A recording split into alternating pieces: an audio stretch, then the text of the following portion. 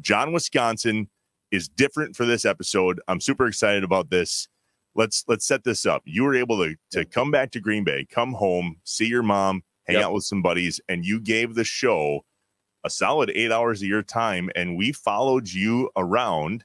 We drove around town and hit your home, hit some spots. School. And I know that you were hesitant to do it, but tell us real quick kind of what it was like for you before we jump into this to literally do what we did, what everybody's about to see. Well, again, we're talking about my favorite subject in life, which of course is me, because I'm just that selfish and vain. No. So we went around. Listen, could have been, the problem is I lived there so long and I feel like I'm so invested. Like we could have visited 50 places that I think are special to me. Right. Like that's kind of the hard part when I go home, right there. You can't always see everybody, and you can't always go to all the places you want to go, and you can't eat all the places you want to eat. Although, aren't you happy to have your first trip to Al's Hamburgers? Big fan. You're a better man for it, aren't you? Yes, I am. You're a better man for it. You'll rethink it next time you want to go over to the Drift Inn or go over to Kroll's. You're going to go, you know what? We could go down to Al's down there on Washington Street. So that was amazing. And then just to, you know, I drive by my house that I grew up in all the time with the kids. Oh, there it is, you know, and there's the neighbors are still there. So we'll go see the neighbor people when I'm back, right? I went home and with my mom, and we had to take the 95-year-old Mrs. Carrick, had to take her to the doctor for a little PT. Like I'm in, I still go see those people. So I go by it a lot. But it really, you know, it's really stop and visit the place, but we got a chance to do that. Got to plan. I hope people enjoy me pummeling your car with snowballs. It's good to see that the arm still got a little good, you know, go over there, go back to see Southwest. It just, it touches you in so many places. You know, and just about the time I think, gosh, I'm so far removed because I'm out here 1,100 miles away in Connecticut. And then you realize you're really not. Like you're just never, ever disconnected from the place. Yeah, there is no removal from it. No, you're just, you know, it literally is. You can take the boy out of Wisconsin. You can't take Wisconsin out of the boy, right? Like it's just, some people claim to, you know, you cut me and I bleed orange, or you know, whatever the, you know, not me, you cut me and it just oozes out. You know, queso. Queso and cheese. So awesome. But it was great fun, and I appreciate everybody indulging me. And people are going to see this, and I don't know. Hopefully, they'll relate in some way, shape, or form that we all have had common experiences as a Wisconsinite, and then depending on how it's fully cut, don't ever bring Trevor to try to break into a swimming pool because he'll screw it up. I crushed it. You'll see. All right. A special edition of Deeper Roots with Blaine's Farm and Fleet. This is the John, Wisconsin episode. Check it out. We're on our way to pick up the one and only John Anderson. He is home. This is home. I know he lives in Connecticut right now, right? That whole ESPN thing. And we are going to take a tour of John Anderson's old stomping grounds, where it all began for him. Farmers, brewers, hunters, packers, badgers, cheeseheads, neighbors. No matter what name we go by, we are bound together by our roots. These are the people, the stories, and the patriotism from inside Wisconsin. Welcome to Deeper Roots with Blaine's Farm and Fleet. It's kind of fun to bring John, Wisconsin to life. It is. Except I don't live here. I don't know what this, I don't even know where I'm at. And you never lived here. No, this is where my mom lives. How'd you end up here again without going super deep? I was a little more than a year old, not quite a year and a half. My father had passed away, and my mom decided that even though all our relatives were in Iowa, she thought she needed a new start. We had some really good friends that had been our neighbors in Mason City, Iowa. They were Green Bay natives, and they had moved back because they'd started that new Sears store. The new Sears, which is now gone, and so then she at least knew somebody, and that's how she decided to up and move. And so my mom built that house in 68, maybe 69. You tell stories of being able to hear Lambeau Field from here, right? Yeah, you could hear the cheers. You could get on the roof, like over here, it's not very tall, so you can literally jump up, at least I could. Yeah, you could. Hang on the roof, swing your leg up, and boom, you get up there. So you take a chair and you just go sit on top and listen. You'd have the radio. Something great would happen. And then you literally go 1, 2, 3, and by 4, then you'd hear the cheer. Interesting. So it was amazing. So where I grew up, we had a hill just like this. Yep. We used to take our bikes and send them down. Now, this time of year, what you did is you'd wait, because by that light post was a city bus stop. Okay. That was the only city bus stop till you got down this way. So now you would weigh and wait when it would come, and it came every 30 minutes. Sure. And you'd throw snowballs at it. It's a big diesel bus at the time, or whatever. Yeah. So it's not very fast, so you could hit the side of it easy. So then it was like, could you lob it so that the guy would drive into it? Right, there were more points. There were extra points for that. I am going to be the city bus. Anything for the show. Oh boy. 1 for 1.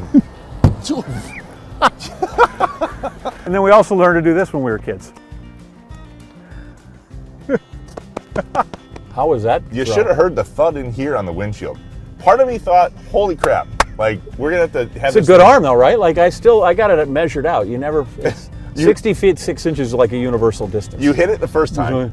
Yeah. And I was like, all right, 1 for 1. All of a sudden, bam, and the windshield up, 2 for 2. But off camera, for privacy respectful reasons, you just got to go back into your parents' house. Unbelievable. I think that's the first time I've set foot in it since 1981. The people were pulling out, and so I just asked them to roll down the window to say like, hey, I'm not a stalker, I'm not casing the joint. But my mother built this house. They were good people, and then they were headed to the grocery store. I think that's the best part about that is they could have received that in a completely different way because we were outside of their house for quite some time. I went in, and like the house is, I mean, they painted over some stuff, but they can't move with the floor plan. Kitchen's right where the kitchen's supposed to be. The living room's supposed to be where the living room is. There's the fireplace and the master bedroom, which is my parents'. There's a young man, he's probably 10 or 11 in there now. They have taken out the astronaut wallpaper, which is a little disappointing. What about growing up in Green Bay made you want to be a journalist? I kind of spilled into the journalism because I didn't know, having grown up with relatives that were A, farmers, or B, my dad's construction business, I kind of knew what that was.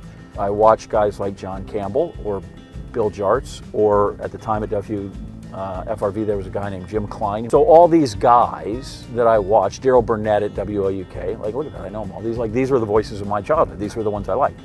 And so I thought I would like to do that. And then somebody said, well, you got to go get a journalism degree. That's a journalism. I'm like, okay, good. Once I got to J school, that was a revelation as well, because you're like, wait, there's all kinds of jobs within the job. At the NBC station then, I did, which is owned by the university, but I did sports on Saturdays there. You know, it was staffed by students. But I also learned that, wow, you could be a photographer and you can be a producer and all those things. Like sometimes I think people wonder if you just parachuted into ESPN. Like when I started my first job, I was a news photographer. I was carrying the camera and I worked my way back in front of the camera sort of by accident. I would be willing to bet that that's hard for some people that see you on SportsCenter to connect. One night on SportsCenter, I did a lead-in about something about Favre and his interceptions and how every once in a while he'd get a little loose with it. Something about there's no truth that he once threw one so bad it went out of the stadium and hit a guy filling up with his gas at Bob's filling station across the street. And then Bob and his group were really excited because, you know, some idiot had named him on TV. Memory serves me right. That's how people made the connection from the ESPN world to Green Bay. Because I just kept saying stupid things about Green Bay that only somebody from Green Bay would know. Because yeah, when somebody, I think it might have been Tony Bennett or somebody made a three-point. I said, oh. And I said, he made that from roughly the same spot as I received my high school diploma, which was not incorrect, right? We used to all graduate here at the old arena. That was the first time somebody connected that of the millions of John Andersons out there, it's very common, I went to school here. Right now we're on our way to Southwest High School. I'm gonna call Amy, the athletic director, when we pull in. I'm gonna preface this. When we called— She's not happy about me? Oh no, there's nothing bad at all. However, okay, good. I told her that you know how to break into the pool. And she said, I hope he can still do that so that I can fix it. Because apparently kids breaking into the pool is one of her biggest fears. Does it look the same? Does it feel the same? It looks exactly the same. This over here is always that's where the chorus rooms are. Mm-hmm. And the chorus teacher when I was here was John Anderson, okay. Mr. Anderson. And so I had the old pink passes and I could just write A and D and get out. He had he wrote left-handed, which I could do that, so I could mimic it But on open lunch hour, we try to get all the way down to Al's on Washington and pick it up. And so if we were late, we just sign ourselves. And then we found out that Mr. Anderson liked Al's too. So if we just brought him a burger, we could show up as late as we wanted. We're hitting Al's later, he was great. Class of '83. John was a track athlete and a high jump standout. I was good at the high jump. 6'8", that's 80 inches, by the way. You know how else you figure it out? Every door jam you go through is usually 6 feet. You're telling me, I ducked. There you go. Presently, he's the co-host of Wipeout. Yeah, well, some of those shows get canceled. I have a Sharpie. I could make some addendums to that. You could just put in there, you know, a few Emmys in there now. Yeah, I got some other stuff. John, did you say your name was up there on the high jump? 6'8" and a quarter. 6'8", yeah. Do you know when this guy did it? Did you find out? My buddies were more than happy that we're still down, because I was still in college that sent me that. I'll just say this, by that time, I had jumped 7 foot, so it didn't hurt me as bad. I would like to see if you can still break into the pool. We had just a little #2, a Dixon Ticonderoga #2 pencil, which is available in English teacher Jenny Jagir's supply closet in her classroom. And you got some of those. You basically just kind of slid it down in here and let it go. Right? Now that one's been crashed. It hold it open, so you just come in, kick it, and come right out. It was that simple. There I'm getting my degree. Look, right there, where Tony made the shot. From right about there. So that's we told this story on the way here, that the world found out you were from Green Bay on SportsCenter when you said... Tony Bennett made a shot, and I said, he made that shot. I said, like, within a foot of where I got my high school diploma. You know, the one thing I never got to do was write for the student newspaper. I always wanted to write sports for the student. I didn't have my English grades weren't great enough. How funny is that? Mr. SportsCenter wasn't good enough to write for the sports section? It's good. We've gone in there and we've helped with the juvenile delinquency rate, because people now will not be able to break in. Although apparently, as we were leaving, she goes, "It's actually all wired. We get you now." What sticks out to you the most? Was there a thing or a place? You go into the smell of the natatorium, which is always kind of like, oh yeah, that's distinct, because you don't have it all the time. Even just peeking our head in the auditorium was amazing. Seeing that Mark Brose still has the long jump record is crazy. Couldn't find a guy to jump longer than that. It's 1973. So we saw where you grew up. You even got to go inside. You pelted my car with snowballs, and then we went to Southwest. You told us all the stories in John, Wisconsin. How good is my arm? Pretty good. That was nice. I don't think the windshield cracked. No, we're good. No, I worried about that when we delayed it and they got a little tight. How do you look back at Green Bay? And I know that you said it really shaped you into who you were, that helped propel you to ESPN. I don't see, that's the thing, right? We all just ran together, and some people's dads were cops, some people's dads were teachers. My dad worked in a hole in the ground. No, seriously. I know you did. Right? So everybody did that, and we all went to school, and we all did the same thing. I just think the job I do that happens to be the job I do. And maybe that's the way I view that, is because of the way I grew up here. And I feel this is exactly like when we used to make our lunch runs when we were in school. We'd bolt out of Southwest, and we would try to get down here to Al's Hamburgers on Washington Street and order it, because you couldn't call ahead and pick up. That wasn't a thing. Sure. And then order it and get in the car and all the way back. It's under new ownership. You know, it burned down a few years ago. I texted you and said, bad news, Al's Hamburgers is on fire. And your response was? Get down there with a bucket, right? Go grab a bucket. Yeah, I'm like, well, what are you texting me for? Get down there and just start bailing, man. What are you doing? By the way, it's the original smash burger, right? They just took a hunk of meat and then they just pounded it out.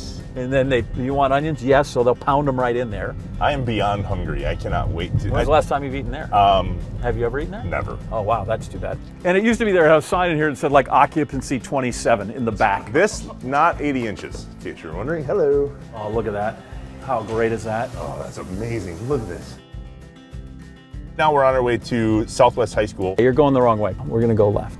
Why do I think it's that way? If you're trying to take the longest route possible, congratulations, you're right there. Good old-fashioned bubbler. In Boston. I just literally jumped. Did you see this thing? All these places and stories that you keep telling us, I don't really have a way of seeing any of that. They're all just bald-faced lies. I'm just trying to see what I can make up. That was a special one. It was so awesome to have John back here in Wisconsin and talking to us around his old stomping grounds. We came, we saw, he chucked a few snowballs, no windshields were busted, we're good. We also hit up an amazing burger joint, you know the one, Al's Hamburgers in downtown Green Bay. If you want to follow in John's high school footsteps as well, you got to get over there. These burgers were absolutely incredible. I'll tell you where else to go, our website. Fill out the form to become our next Deeper Roots guest, just like John. We're always looking for a great story to tell, so if it's yours, get a hold of us. farmandfleet.com/deeperroots. As always, be sure to like, subscribe, and let us know what you loved about the episode in the comments below if you're watching here on YouTube or any of the other social channels. And if you're listening to the podcast, leave us a 5-star review, would you please? We appreciate it. All right, that's it for our special John, Wisconsin episode of Deeper Roots. We'll see you soon. Talk to you later. Bye.